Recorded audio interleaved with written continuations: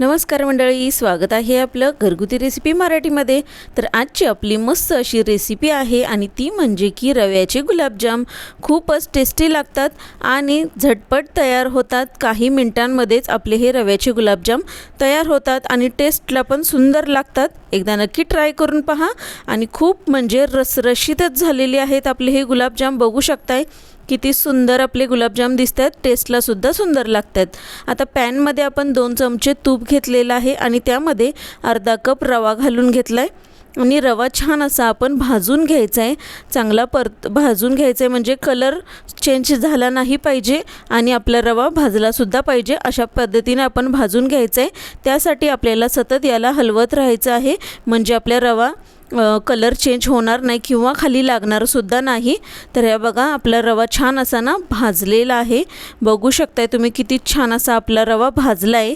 आता आपण यामध्ये दूध घालून घेणार आहोत। इथे अर्धा कपपेक्षा कमी थोडंसं दूध मी घेतले आणि हे दूध मी थोडं थोडं घालत ना छान असा हा आपला रवा यामध्ये शिजवून घेणार आहे।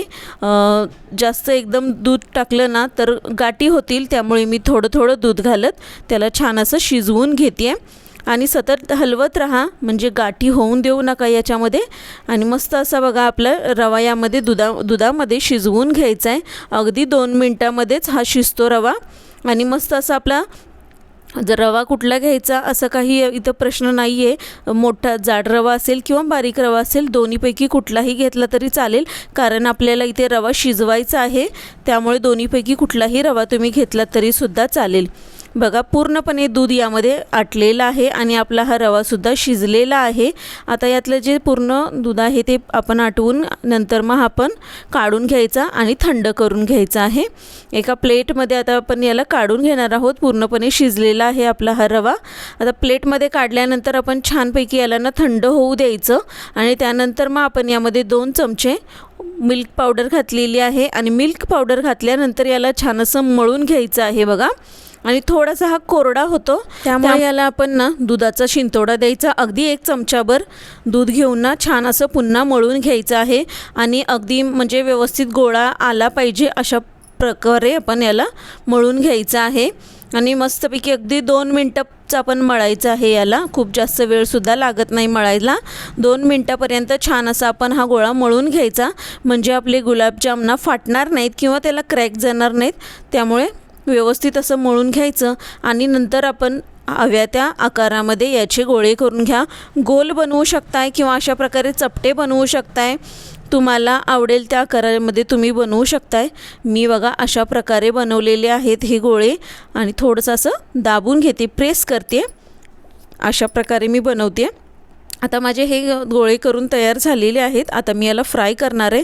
तेल चांगलं तापवून घेतलेलं आहे मी आणि त्यामध्ये हे सोडून घेते। चांगले लालसर कलर येईपर्यंत परतवून तळून घ्यायचे आणि जळला नाही पाहिजे, करपला नाही पाहिजे, त्यासाठी ना सतत थोडं हलवत राहा म्हणजे कलर लालसर आला पाहिजे, फक्त ते करपला नाही पाहिजे आपला गुलाबजाम। अशा पद्धतीने आपण त्याला भाजून घ्यायचं आहे आणि परतताना पण थोडंसं ना व्यवस्थित लक्ष द्यायचं, कारण फुटतो जरा त्यामध्ये। हे बघा माझा पण फुटलेला आहे, थोडंसं खाली चिकटला ना की फुटतोय, त्यामुळे व्यवस्थित असे आपण गुलाबजाम हे आपले तळून घ्यायचे आहेत। आणि त्यानंतर मग आपण पाकसुद्धा याचा बनवून घेणार आहे। मस्त असे बघा आपण लालसर कलरवर छान असे गोल्डन ब्राऊन असा कलर आलेला आहे याचा।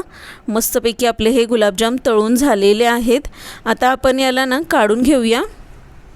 हे बघा खूप छान आपले गुलाबजाम तळून झालेले आहेत। आता आपण पाक करायला ठेवला होता, थोडासा माझा व्हिडिओ स्किप झाला। अर्धा कप साखरेला आपण अर्धा कप पाणी घातलेलं आहे आणि हे उकळवायला ठेवलेलं आहे। चांगली उकळी येऊन द्यायची आहे आणि बघा जो गुलाबजामसाठी बनवतो ना थोडासा चिकट, तो तशा प्रकारचा पाक आपला झाला पाहिजे। आणि यामध्ये थोडीशी वेलची पावडर घातली आहे मी आणि हा पाक थोडासाच कोमट केला पुन्हा मी एकदा, कारण आधी थंड झाला होता आणि पुन्हा एकदा मी थोडंसं कोमट केला आणि नंतर यामध्ये हे आपले गुलाबजाम घालून घेतलेत आणि त्यामुळे ते पटकन पाक आहे ना आपला शोषून घेतात। पाक थोडासा जर गरम असेल ना तर पटकन पाक शोषून घेतात आणि मस्त असे बघा रसरशीत आपले गुलाबजाम तयार झालेले आहेत।